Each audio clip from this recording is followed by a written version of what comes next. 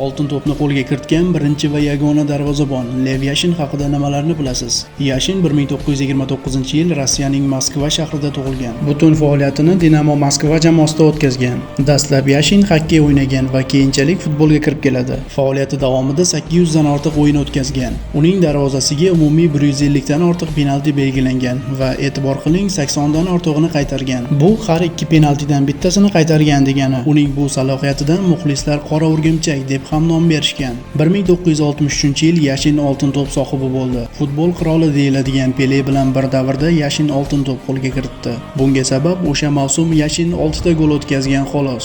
Yevropa chempionatida ham ajoyib seriya qayd etgan. 1956-yildan 66-yilgacha Sovet ittifoqida ketma-ket 11 marotaba yilning eng yaxshi darvozaboni bo'lgan. Keyinchalik esa Igor Manchesterning ham eng yaxshi darvozaboni e'tirofini oladi. Shu kabi qiziqarli kontentlar uchun obuna bo'lishni unutmang.